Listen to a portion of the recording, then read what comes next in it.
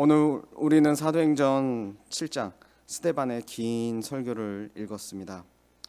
본문의 길이는 길지만 그 안에 담긴 메시지는 비수처럼 날카롭습니다.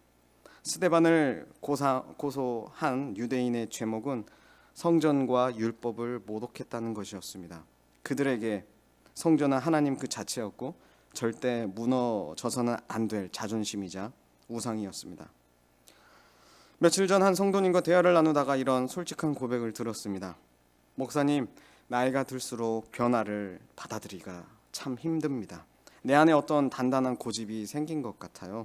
익숙한 게 편하다 보니 새로운 말씀이 와도 또 다른 짐처럼 여겨집니다.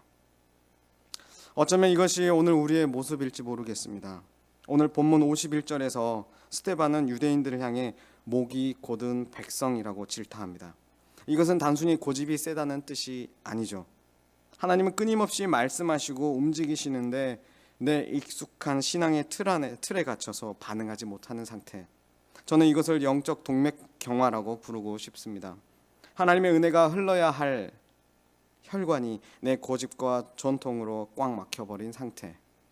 오늘 이 위험한 영적 질병을 어떻게 치유할 수 있는지 본문을 통해 확인해 보기 바랍니다. 보겠습니다. 스데반은 피고인이 아닌 하나님의 검사가 되어서 이스라엘 역사를 재해석하고 있습니다. 그가 내린 첫 번째 처방은 하나님을 건물에 가두지 말라는 것입니다. 스데반은 아브라함이 메소포타미아에 있을 때, 요셉이 애국 감옥에 있을 때, 모세가 미디안 광야 떨기 가시나무 앞에 섰을 때 영광의 하나님이 그곳에 임자였음을 증언하고 있습니다. 성전 건물이 지어지기 훨씬 전부터 하나님은 낯선 땅, 이방의 땅, 고난의 현장에 그분의 백성과 함께 하셨습니다. 특히 광야 시절에는 38절 보면 광야 교회에 있었다라는 말까지 쓰는데요. 이 광야 시절에 하나님은 고정된 건물이 아니라 이동하는 장막을 주셨습니다. 출애굽기 29장에서 하나님은 이 성막의 목적을 분명히 하셨죠. 29장 42절의 시작과 45절의 끝은 이렇습니다. 거기서 내가 너희와 만나고 내게 말하리라. 내가 이스라엘 자손 중에 거하며 그들의 하나님이 되리니. 아멘.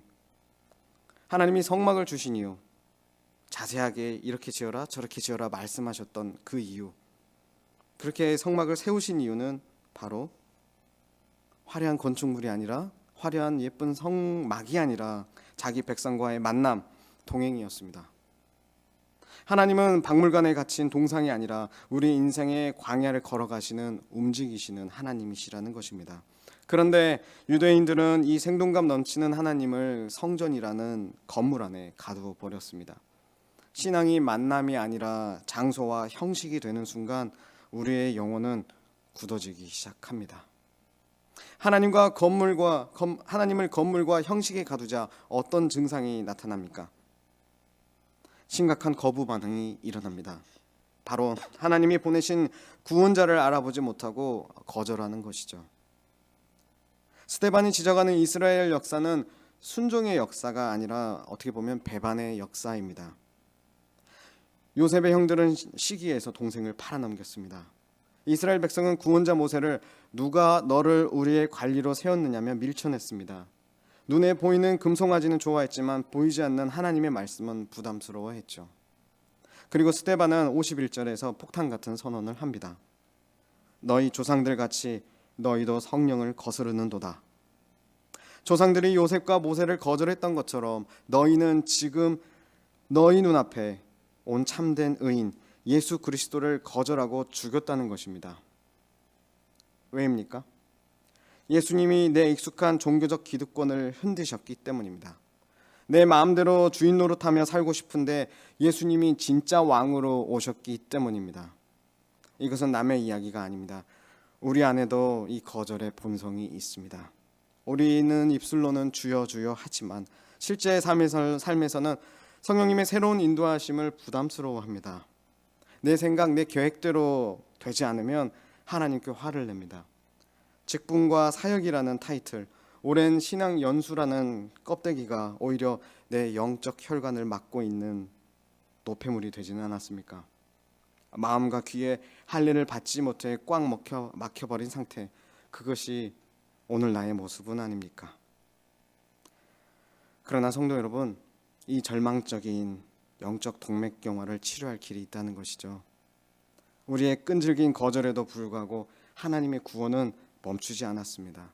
형들에게 버림받고 팔려간 요셉을 하나님의 애굽의 총리로 세워서 생명의 부양자가 되게 하셨습니다. 백성에게 거절당하고 광야로 쫓겨났던 모세를 하나님의 이스라엘을 구출하는 리더로 다시 보내셨죠. 이것은 그림자였습니다. 실체이신 예수 그리스도를 바라보십시오. 그분은 자기 땅에 오셨으나 영접받지 못했습니다. 건축자들의 버린 돌처럼 철저히 거부당하시고 십자가에서 처형당하셨습니다. 하지만 하나님은 세상이 버린 그 예수를 다시 살리셨습니다. 인간이 만든 돌 성전은 무너졌지만 결국엔 예수님은 친히 자신의 몸을 찢으사 3일 만에 부활하심으로 손으로 짓지 아니한 영원한 생명의 성전이 되어 주셨습니다. 우리가 예수님을 밀쳐낼 때 예수님은 십자가에서 팔을 벌려 우리를 안으셨죠. 우리의 죄와 고집으로 꽉 막혀버린 혈관을 뚫기 위해 주님은 당신의 혈관을, 당신의 보혈을 우리 안에 수혈하셨습니다. 우리의 거절보다, 우리의 죄성보다 하나님의 안아주시는 사랑이 더 컸습니다. 이것이 우리가 이 아침 붙들어야 할 은혜입니다. 우리가 예수님 안에 잘 붙들려 있기만 하면 예수님이 하시죠. 예수님이 말씀하셨습니다. 나는 포도나무요 너희는 가지라. 그가 내 안에 내가 그 안에 거하면 사람이 열매를 많이 맺나니 나를 떠나서는 너희가 아무것도 할 수 없음이라. 아멘. 말씀 맺겠습니다. 예수님의 십자가 그 피가 흐를 때 굳어졌던 우리의 마음은 다시 뛰기 시작합니다. 하나님은 우리가 지은 건물이나 과거에 화려했던 시간 안에 갇히시지 않습니다. 오늘 새로운 은혜로 오늘 새롭게 자신을 드러내시는 하나님과 우리가 살아가기를 원합니다. NRPC 우리 교회 26년이 사도행전 29장의 새로운 역사를 쓰기를 원합니다. 그러기 위해서는 고인물이 되어서는 안 됩니다. 성령 하나님이 새 일을 행하시도록 우리 자신을 내어드려야 합니다. 스데반은 돌에 맞아 죽어가는 순간 땅의 성전이 아니라 하늘이 열리고 하나님 우편에 서신 예수님을 보았습니다. 그 예수님이 지금 성령으로 우리 안에 계시는 것이죠. 그러므로 우리가 살아가는 그곳이 어디든 우리가 가는 곳이 하나님 거하시는 성전이 된다는 것입니다. 오늘 여러분이 돌아갈 가정과 일터는 그저 살아남기 위해 존재하는 지루한 장소가 아닙니다. 요셉의 감옥처럼, 모세의 광야처럼 하나님이 임재하시는 거룩한 땅이라는 것이죠. 우리 굳어지지 말았으면 좋겠습니다. 또 멈춰있지 않았으면 좋겠습니다. 익숙한 종교생활, 신앙생활로 인해서 하나님께 나아감이 멈춰있거나 아니면 늘상 내가 해왔던 어떤 패턴대로만 하나님을 바라보지 않기를 원합니다. 이 가운데 우리는 또한 위협도 받습니다. 그리스도인으로 살아가려는 우리에게 세상은 우리를 거절하고 또한 상황은 내가 바라지 않는 상황이 또 올지도 모릅니다. 그렇더라도 우리 어려워하거나 두려워하지 않았으면 좋겠습니다. 하나님은 우리가 하나님을 억지로 거절할지라도 끝까지 추격해서 은혜를 주시는 분입니다. 그런 하나님께서 오늘 기도 자리에 나와서 하나님의 도움을 구하고 은혜를 구하는 우리를 하나님은 두 팔 벌려 언제나 우리와 함께 하시며 이끌어 가실 하나님이십니다. 그 사랑을 힘입어서 오늘 세상 한복판에서 예수님과 동행하는 살아 움직이는 성전으로 살아가는 저와 여러분이 되시기를 주님의 이름으로 축복합니다. 기도로 나아가시겠습니다.